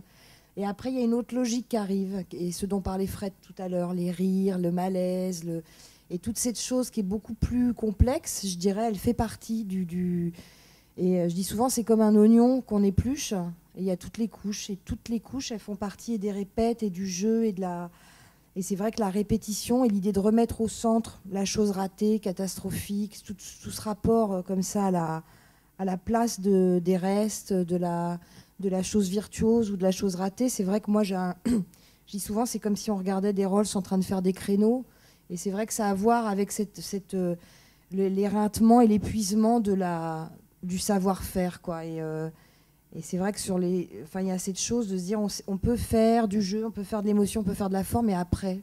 Et c'est le rendez-vous avec les spectateurs qui est fondamental. Sinon, et alors quand on est dans des perspectives plus qui ont à voir avec l'installation, comme là on a fait une grosse installation de tous les décors l'année dernière au printemps de septembre, et on l'a animé par des performances. Et c'est vrai que ça prend son sens aussi, mais ça peut vivre, les objets ou ces choses-là, elles peuvent vivre d'une façon autonome. Mais après, c'est cet affreux mixte qui est intéressant. Et sur la durée, là, par exemple, on a décidé de faire un western. Donc, moi, je ne suis pas particulièrement passionnée par le western. Ça me fait rire l'idée comme ça, de la forme. Et puis, il y a une chose... donc, voilà, donc on part là-dessus. Et puis on s'est dit, tiens, le western, aux États-Unis, pendant qu'il y avait les cow-boys, en France, il y avait Courteline. Donc je me suis dit, peut-être qu'il faudrait commencer par un Courteline avec des nains. C'est-à-dire qu'il y a 3 personnes de petite taille qui jouent un Courteline, puis il y a des cow-boys qui arrivent. Donc je me dis, tiens, ça, c'est un démarrage. Et donc voilà. Donc après, mais il n'y a pas de... Et le fait qu'il y ait des spectateurs, je pense, par rapport à la posture d'artiste, en tout cas, c'est ce qui règle l'affaire, en fait. Parce que c'est vrai que quand on a des salles qui se vident, ou quand on a des gens qui explosent de rire, et que tous les soirs c'est différent quand même, c'est vrai que c'est assez houleux le rapport à l'engouement de cette chose, quoi. Non, puis c'est vrai que le rapport au public n'a rien à voir avec ce qui se passe dans l'art. Mais comme le disait très Je justement... ne pensais pas forcément au milieu de l'art, hein. Ouais, mais moi j'y pense souvent au milieu de l'art. Parce qu'il a des... Par exemple, le rapport au public, c'est un vrai problème au milieu de l'art. Mais comme le dit d'une manière très positive Fred, que l'art s'adresse au sujet alors que le spectacle s'adresse au public. Moi, je pense pas. Mais c'est vrai qu'il peut souffrir, l'art, d'une espèce d'absence de public, bizarrement. Une espèce d'absence de retour. Alors, c'est pas le retour qui fait la qualité du travail, mais c'est vrai qu'il y a un truc assez sportif dans cette histoire-là, c'est qu'il faut être sur le terrain, quoi. Alors nous, il y a un moment donné, on peut quand même m'échapper sur le bord, et puis... les mecs, tu leur dis, tiens, courent plus vite, courent moins vite, et puis en même temps, ils savent très bien le faire quand ils y sont. Mais c'est... Ouais, ce que j'ai toujours aimé dans l'art en général, c'est que c'est une des rares occupations ou disciplines où tu peux faire quelque chose et réfléchir après.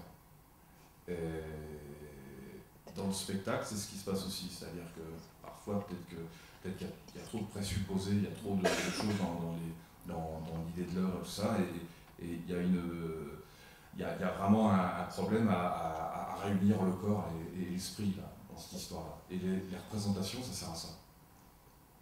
Donc, tant qu'on n'a pas tout renommé et tout réuni, on continue.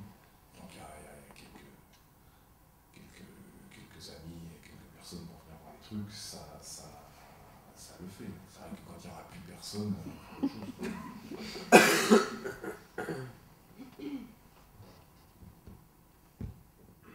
Et tout à l'heure, on discutait, et je me demandais comment vous intervenez, donc quand vous intervenez dans une école, que ce soit une école avec des artistes plasticiens, ou que ce soit peut-être dans l'univers des arts dramatiques, mais comment vous intervenez à ce moment-là? Quelle est un peu la manière dont vous envisagez une pédagogie à partir de votre travail?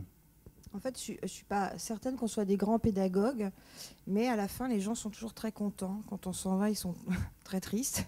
Au démarrage, c'est vrai qu'on a un rapport à la pédagogie, je pense, assez morcelé.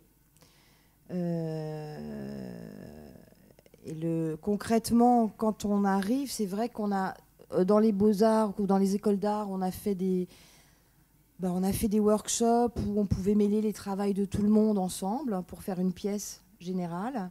Il y a aussi des processus plus individuels. Il y a des où on a travaillé sur l'idée de l'exposition, sur le cabaret, sur le problème de la performance, sur faire un truc sans se servir de l'ordinateur de toute la semaine. Enfin, ça dépend où on tombe, sur quoi on... Et c'est vrai que quand on intervient, je pense qu'on travaille beaucoup sur pas sur un développement, je pense, intime, artistique, et comment le lien avec la forme de cette chose, quoi. Donc il y a plein de façons de faire. Moi, je connais très bien les beaux-arts, donc j'en ai pas une image terrible sur certains points, et j'ai fait souvent des workshops et des choses comme ça. Je me suis toujours régalé parce que... Mais moi, je suis toujours parti du principe que j'étais pas là pour faire l'homme sandwich et faire croire que j'avais inventé des trucs plus intéressants que les autres. J'étais là pour bosser avec les mecs qui sont les plus importants de Beaux-Arts, c'est les étudiants. Et ça paraît un peu démago de faire ça, mais de mettre les gens en position de se dire ouais, je vais faire de l'art, et qu'ils puissent le faire aussi d'une manière rapide et que ça se formalise en partant de l'idée que c'est la forme qui prend le dessus sur l'idée parfois, et qu'elle donne des idées, par contre. Moi j'ai souvent fait ça. C'était un succès assuré à chaque fois. Parce que quand vous bossez pendant 3 jours avec des étudiants et qu'au bout de 3 jours ils arrivent à faire 2 fois plus de boulot que ce qu'ils auraient pu faire en 6 mois, après, sachant que le workshop est un peu vicelard, parce qu'on arrive comme ça, comme des grenadiers, et puis ça ne remet pas du tout en doute le travail à long terme et tout ça, mais c'est vrai que sur des séances plus concentrées, ça a touché. Moi je sais que j'ai souvent fait, après on l'a refait avec Sophie, mais au démarrage je me suis souvent retrouvé dans des situations où c'était d'interroger l'idée du spectaculaire dans l'art, et que c'est pas parce que tu faisais un monochrome que ce n'était pas spectaculaire. Et de pouvoir mettre des choses en relation qui font qu'après, mais ça dépend après de ce dont s'occupent les étudiants aussi. Et ce qui est un peu la came de base. Mais ça prend des formes, c'est-à-dire que c'est pas du tout. Là, on va en faire un la semaine prochaine à Angers. Les étudiants étaient très inquiétés de savoir s'il allait falloir qu'ils soient des acteurs, par exemple. Surtout pas. Donc là, il n'y a pas de problème. Nous, on est là pour parler d'art simplement, et puis que ça donne du jus, quoi. par rapport à des financements, justement, ça vient que du spectacle vivant C'est moi qui m'en occupe. Non, ça vient des centres chorégraphiques, des centres dramatiques, il y a des centres d'art aussi qui coproduisent les pièces. Donc on est une des rares compagnies, je pense, à être produite par des lieux où il y a de la danse, des lieux où il y a de l'art. Et ça, c'est pas mal. C'est assez inédit, oui. Ouais. Et par exemple, l'année dernière à Chamarande, ils ont coproduit la pièce pour Avignon, donc on a fait une perf. C'est-à-dire que nous, on est venu répéter là-bas et puis on a fait une perf. Voilà. Enfin, il y a plein de... Quand on travaille à Beaubourg aussi. Là, on va être sans doute en résidence au Palais de Tokyo pour répéter. Donc il y a plein de soutiens comme ça qui sont... Et je pense que c'est ça qui fait qu'on tient depuis des années. C'est qu'il n'y a pas de... Il y a plein de choses qui sont... C'est beaucoup plus circulaire que si c'était uniquement du théâtre, c'est-à-dire que qu'on a des conditionnements respectifs avec les gens que ça ramène, et puis c'est vrai que là où il y a une singularité, c'est que ça intéresse des personnes qui sont vraiment qui viennent vraiment d'endroits qui logiquement se concernent pas. C'est vrai que les gens du spectacle, les gens de l'art, voire de l'art contemporain, c'est-à-dire qu'ils parlent de tout ça, mais d'une manière factuelle. Au ministère, ils se disent le pluridisciplinaire, parce qu'il y a Pimpin qui fait de la vidéo, qui a montré un film pendant que machin était en train de lire ce qu'il avait écrit à la Villa Médicis. C'est ça qu'ils appellent le pluridisciplinaire. Mais quand c'est plus dans la masse, et puis que l'idée c'est que ça associe, quoi. C'est vraiment ça. C'est le principe de travailler avec des vraies personnes, c'est-à-dire que c'est qu'il y ait une sorte de partage qui fasse que ça s'orchestre, que ça circule, ça se contredit, on est d'accord sur très peu de choses. C'est-à-dire qu'on aime les mêmes trucs, mais par exemple, on n'en a pas du tout la même définition. Et c'est ça qui fait que ça s'active. Et c'est un peu il y a des points de rupture partout. C'est très agréable à vivre.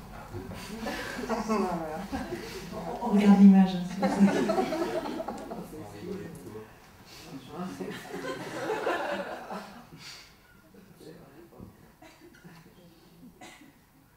Et est-ce que vous montrez aussi votre travail en image fixe? Est-ce que vous exploitez le côté graphique, esthétique en image? En fait, quand on est dans un cadre comme Beaubourg-la-Reine, où il y avait un écran avec la boîte, on a projeté des films.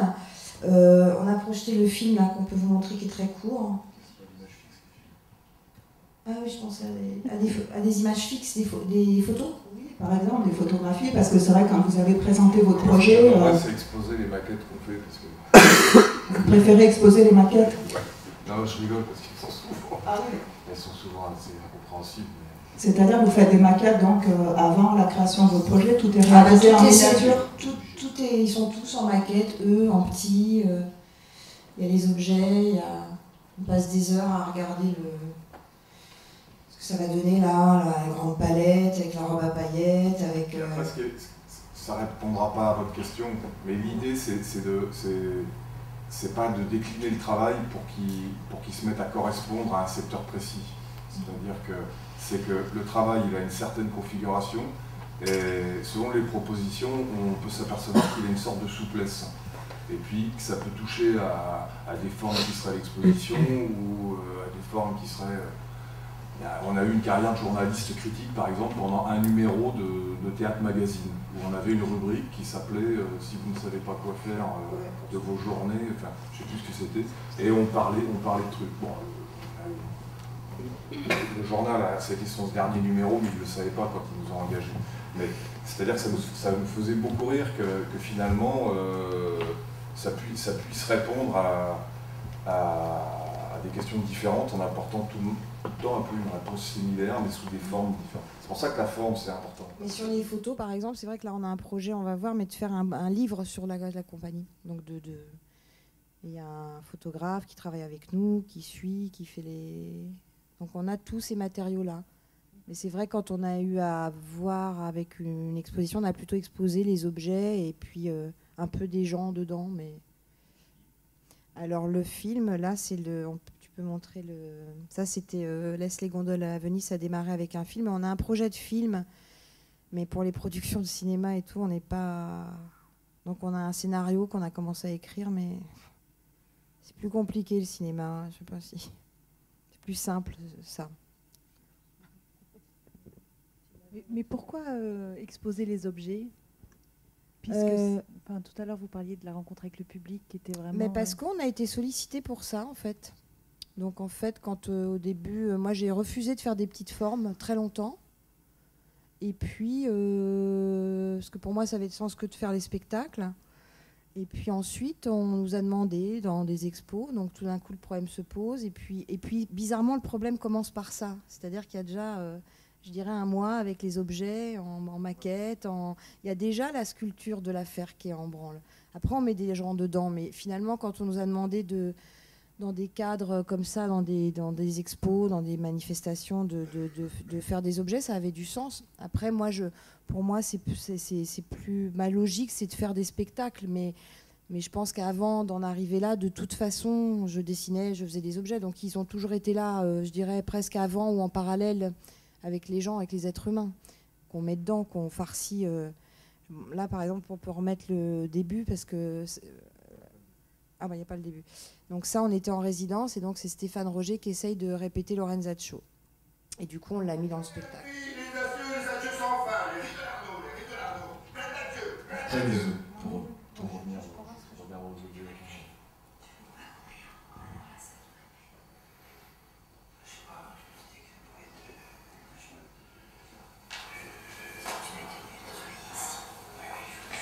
Mieux ici pour bosser.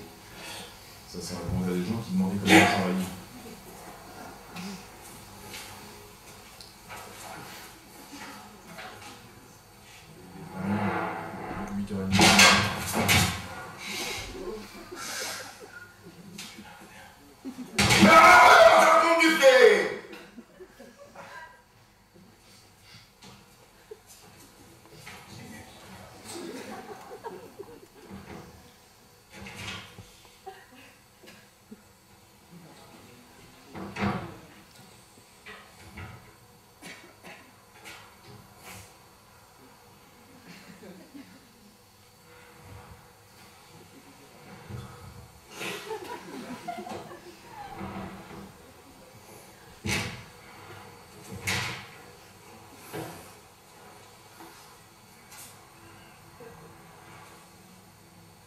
Meurs, frappe tombe du pied.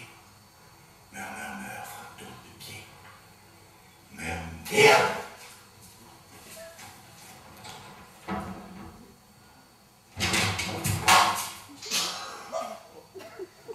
À tombe du pied. Parce que là, j'ai quelques idées.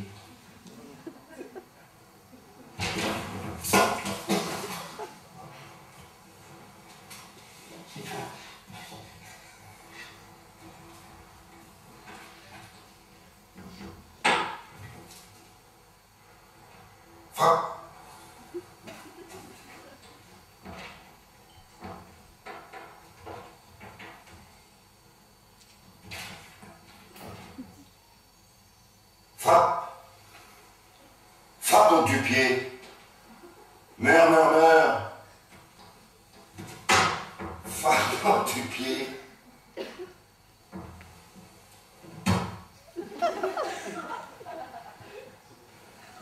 Meurs.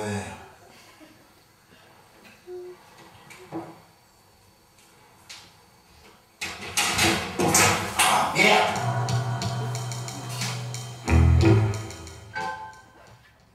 Parti à Venise pour tourner des scènes. C'est pas vraiment cette chose qui s'appelait Laisse les gondoles à Venise.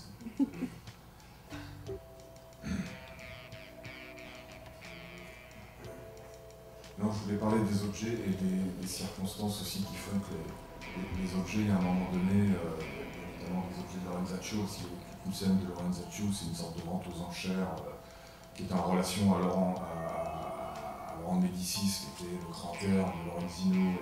Et donc il y avait une scène où ils étaient scénographistes et une énorme palette, comme une palette de peintre, c'est ça, qui doit faire 8 mètres de long, et autour desquels, c'est cette scène. Et il y a la perruque de Lorenzaccio, qui est en fait le scalp de Gérard Philippe, qui était une sculpture comme ça en cheveux, et qui s'est retrouvée dans une vente à Drouot, mais par des biais comme ça un peu surprenants. Donc c'est ça qui est intéressant aussi dans le développement du boulot, c'est qu'il n'y a pas l'idée concentrée d'avoir l'ambition de correspondre à un truc. Il y a le coup du cric andalou, on l'avait joué on a été invité par alors on les appelle les milliardaires, parce qu'on imagine qu'ils ont beaucoup d'argent, mais ils ont vu la pièce Le coup du cric andalou à Chaillot, et ils se mariaient, et ils ont invité Le coup du cric andalou pour leur soirée de mariage. Donc c'est vrai que tu te retrouves des fois dans des circonstances qui est une espèce de petit coefficient supplémentaire, à la fois de suspense inattendu, et qui donne une coloration au travail assez étrange, quoi. Et après, c'est vrai que les objets ils ont commencé à circuler par Drouot, puis après tu te retrouves parfois dans une exposition, comme ça a fini après à Toulouse l'année dernière, quand on a fait Xanadoudou, en sortant quasiment tous les décors, tous les objets, tout ce qui avait servi à Fabrique Estra. Et Mangion savait très bien de quoi il parlait quand il voulait tout ça, et c'était voilà, Mangion réfléchit à la performance, aux objets de performance et tout ça, mais au bout du compte, c'est vrai que l'installation avait une saveur qui ne ressemblait pas de l'art contemporain, c'est-à-dire qu'on était plus du côté des arts forains que du propos de l'art contemporain. Et pourtant, ça ne parle que ça. C'est difficile aujourd'hui de ne pas faire art contemporain. Il vaut mieux pas faire art contemporain, mais après ça c'est la soie peut-être à un moment donné. Il y a l'espace. Ah oui. On aurait pris cher. Mais... voilà, la perruque c'est le truc en bas. Donc ça c'était toute la collection et qui était complètement codée. Et chaque pièce en fait est une partie de la vie de Lorenzaccio.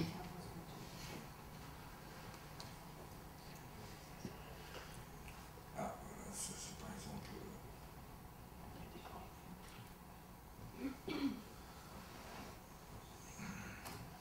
Ça c'est le démarrage de la pièce ça c'est la fin, ça enchaîne. À propos de Charles Aznavour, Louis Bourgeois, la poterie, l'idée que l'art ce soit un motif vieux.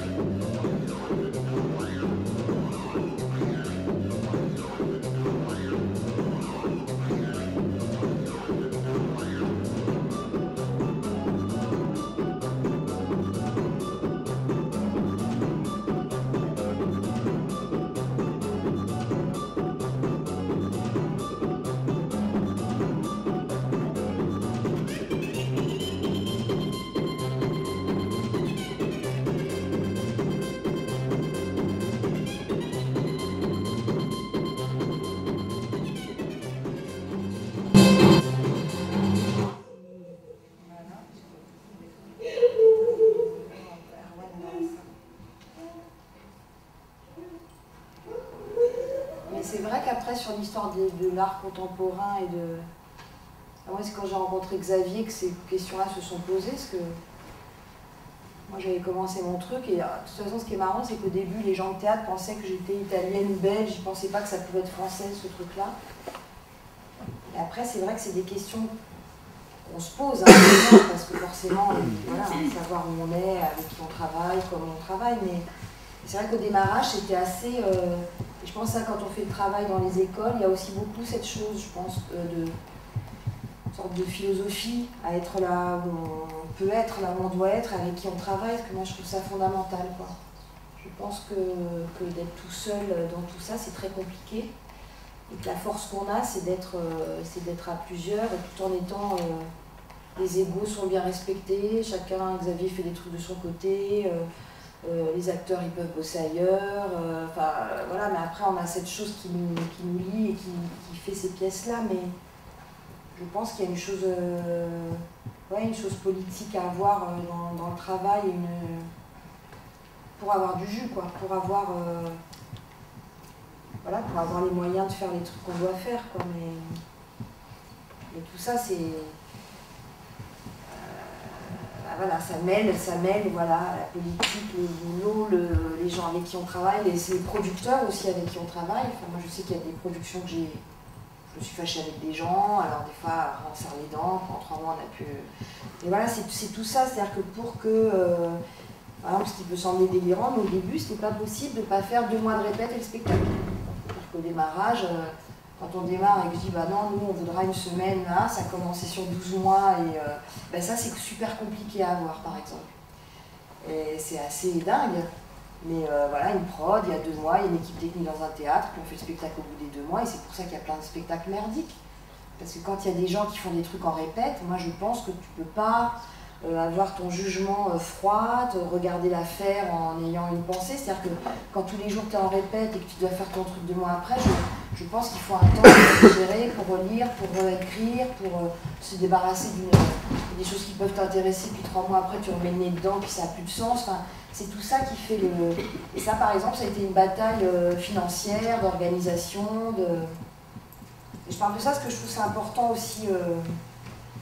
Ça donne aussi toutes ces choses-là, quoi, mais... Par exemple, au début, quand on démarre et que vous faites une première mise en scène, on vous propose le JTN. Le JTN, c'est un truc qui vient du conservatoire, et puis, donc, on ne paye pas les comédiens, parce qu'ils sont payés par... Alors, c'est sûr que c'est tout ça qui se met en branle, c'est de se dire... Enfin, voilà, que je pense que c'est le fruit de toutes ces pensées-là, et des pensées qu'on a chacun par rapport au travail et à une façon de le faire, quoi, mais... je dis ça parce que par rapport aux objets, c'est-à-dire qu'au moment où on est sollicité pour des expos, je me dis tiens, ben voilà, là c'est ça en ce moment. Mais c'est assez, moi je suis très pragmatique en fait. Mais après il y a... C'est-à-dire que quand j'ai une salle de théâtre vide pour bosser, j'y vais. Si on me donne un... Enfin le travail, il est vraiment aussi lié à ce qui se dessine, quoi, je sais pas... Voilà, c'est tout ça. D'accord. Bon, il est 8h30, la médiathèque va être quittée. Merci beaucoup. Merci.